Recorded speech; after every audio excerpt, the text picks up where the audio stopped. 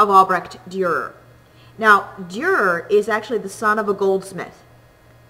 He's one of 18 children of a goldsmith. Yeah, 18. Wow. Okay. Durer is initially trained as a goldsmith. He's trained in working with metals, but he wants to be an artist. He wants to work in painting, in woodcuts, in etching, and in engravings.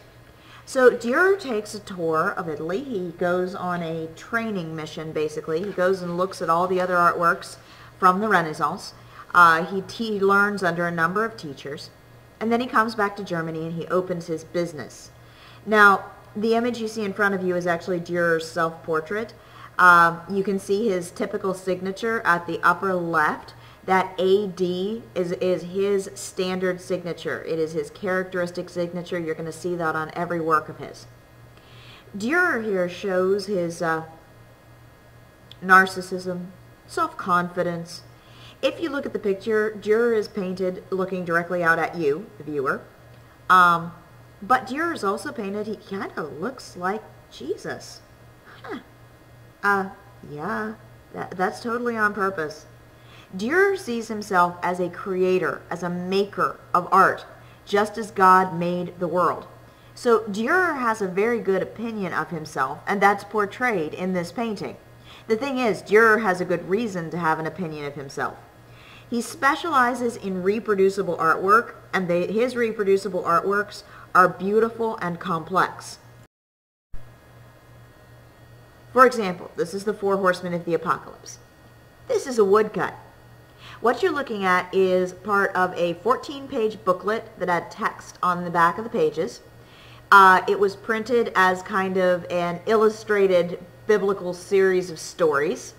You have the Four Horsemen here.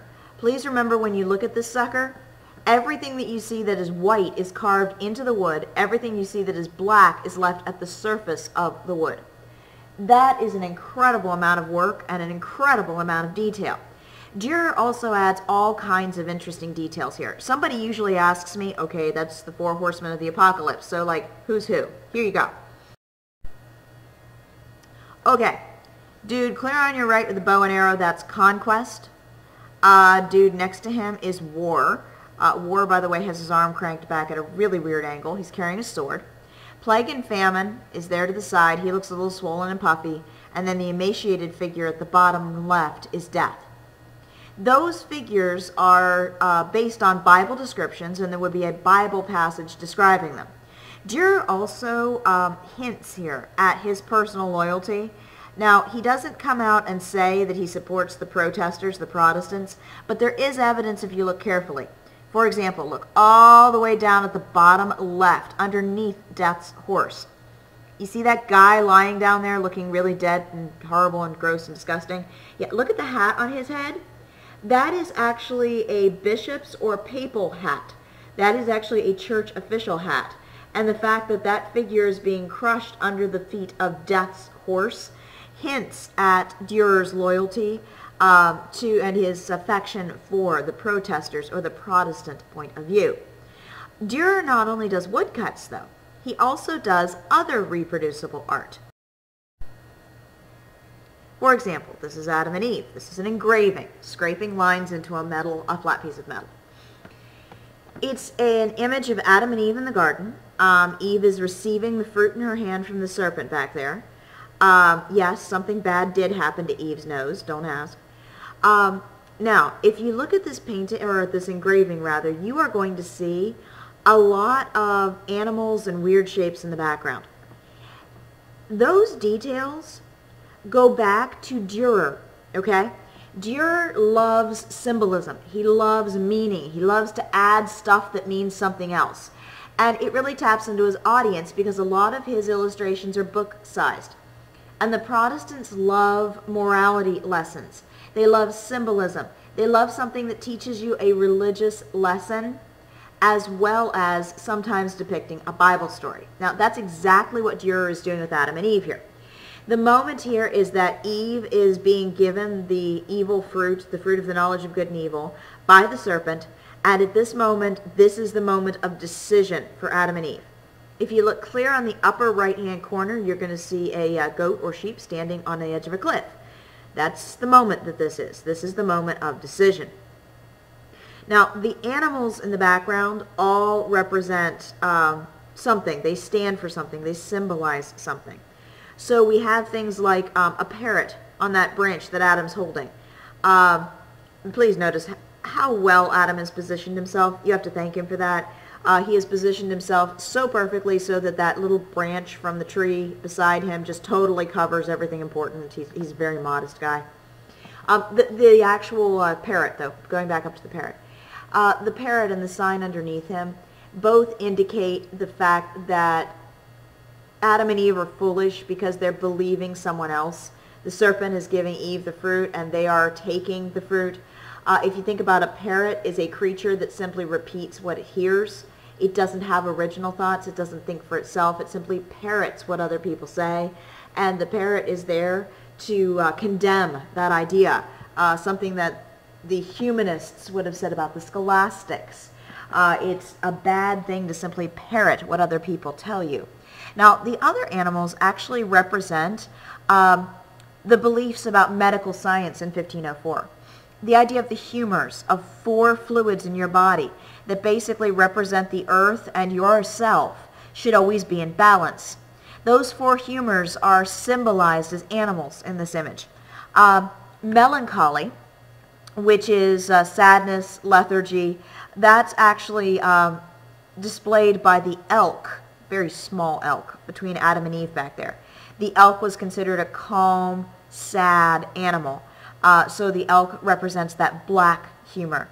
The yellow humor, which represents anger, pride, and impatience, is symbolized by the cat at the lower front of the image. Again, that yellow humor was thought to need to be in balance with the other humors. Phlegm, or the white humor, is a lack of emotion, lethargy, unwillingness to move or do anything, and that is symbolized by the ox at the far right of the image. The last but not least, the last humor is actually the red humor, which is energy, optimism, and passion. That is symbolized by the rabbit. Fits in very nicely with sexual passion back there. Why include all of that? Because that's one of Durer's signatures. He knows that symbolism sells for the Protestants, so he tries to add in as much symbolism and meaning as he possibly can in his artwork. Again, probably one of Durer's best-known pieces, one of the most recently analyzed pieces, is another engraving called Melancholia I, or Melancholia I. Now, Melancholia pictures the angel representing genius there, sitting in sadness, in melancholy at the side. And once again, because this is Durer, the engraving is actually filled, chock full, with symbolism and hidden meaning. For example, the fact that it's called Melancholia I, that 1, Roman numeral 1, is also an I. That idea is actually based on a German humanist named Cornelius Agrippa.